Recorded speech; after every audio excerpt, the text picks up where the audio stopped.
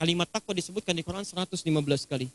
Di antara maknanya adalah meningkatkan diri untuk berusaha menuntut ilmu dengan sesuai ketentuan Allah dan Rasulnya.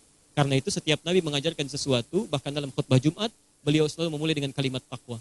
Ya ayyuhalladzina amanu taqullaha haqqa tuqatih wa la tamutunna illa wa antum muslimun. Nah, coba keluarkan ini semua. Barangkali kesulitan yang Anda alami termasuk di pelajaran, itu penyebabnya bukan karena Anda nggak pintar, karena kurang membangun hubungan baik dengan Allah. Keluarkan. Saya berbagi sedikit sebelum saya tutup. Saya dulu waktu belajar itu, yang paling menarik saya maksimalkan adalah kuncinya ini, ketakwaan itu. Ya. Jadi kalau teman-teman tuh ujian ke kelas, saya ke masjid Pak, Bu. Ya, saya bangun malam sholat tuh kan, minta sama Allah kebaikan-kebaikan dan selalu seperti itu. Alhamdulillah.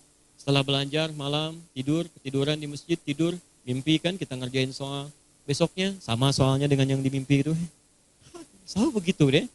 Ya, apalagi kalau Anda bisa bangun hubungan baik dengan orang tua, kan? Guru-guru, ke guru-guru itu harus hormat, ya. Ada adabnya. Nanti ada turunan-turunannya di cara itu. Anda tidak baik terhadap guru, apalagi berprasangka buruk, ilmu tidak akan hadir. Termasuk orang tua. Ya. Saya Masya Allah, waktu mau pesantren, itu dipeluk oleh ayah saya, minta maaf. Karena tidak bisa mengantar. Ayah saya meninggal dunia, kemudian saya pulang dari pesantren, tidak sempat melihat beliau ketika dimakamkan. Singkat cerita, siang-siang pagi-pagi saya bawa mushaf peninggalan beliau ke ruang tengah, saya berdoa, saya menangis mohon kepada Allah. Ya Allah, ini ayah saya, belum sempat saya berbakti kepada beliau, beri kesempatan pada saya agar setiap apa yang saya pelajari, saya amalkan, melahirkan pahala untuk beliau. Ya, jadi beliau tuh mengajar di desa, di musola, itu selalu saya yang dibawa. Jadi beliau mengajar, saya tidur.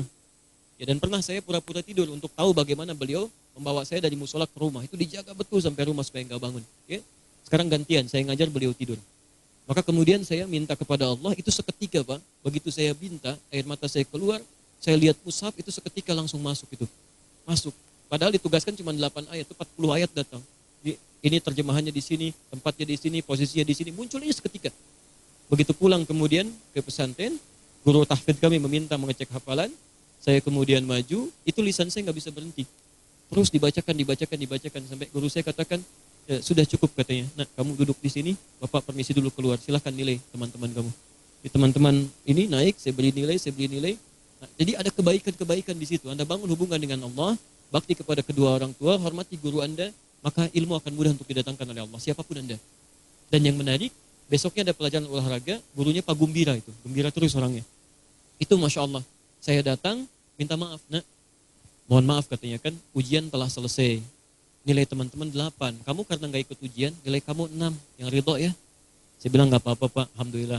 Ya, yang penting ada nilai dan cukup baik itu. Saya mohon maaf, saya nggak ikut ujian karena ayah saya kemarin meninggal dunia, saya mesti pulang dulu. Oh begitu, kalau begitu sebagai bela sungkawa Bapak naikkan dari 6 jadi 8. Alhamdulillah. Selalu ada kebaikan, jangan takut dengan nilai. Ya, nggak usah mikirin nilai ya. Penting Anda hadirkan kebaikan-kebaikan, itu insya Allah datang semua. Saya satu di Tripoli 2,5 tahun. S2 1 tahun. Di Indonesia saya ambil S2 lagi 6 bulan.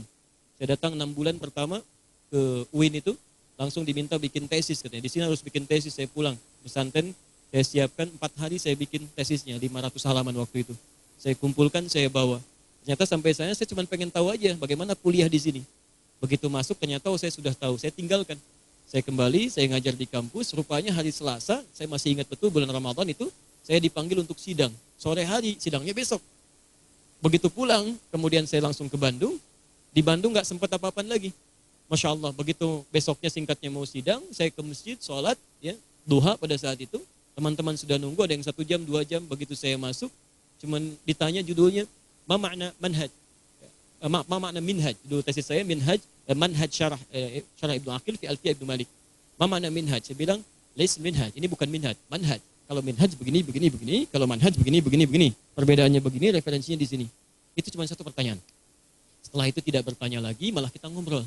Penguji kedua, ada pertanyaan? Tidak. Penguji ketiga, antum sekolah di mana? Kita diskusi cuma 5 menit. Kita senyum-senyum, macam-macam dan sebagainya. Kami lulus S2, selesai, 6 bulan di situ, dan IPK-nya cukup baik, semuanya A. Ya. Kecuali ada 1 B+. B+ pun nilai saya sebenarnya belum datang, karena agak lambat datangnya, dijadikan nilai teman masuk ke situ. Tapi saya nggak pernah mikirin nilai, saya nggak peduli, mau dikasih nilai apapun, itu nggak ada masalah. Yang penting Allah ridha dengan apa yang saya pelajari, ada manfaat yang bisa diberikan, dan dengan itu kita setidaknya bisa mendapatkan kebaikan-kebaikan yang bisa mengalir ke guru-guru kita dan orang tua kita. Jelas sampai sini? Baik, teman-teman sekalian, saya kira kita cukupkan untuk pertemuan kita hari ini. Saya mohon maaf kalau ada sesuatu yang kurang berkenan.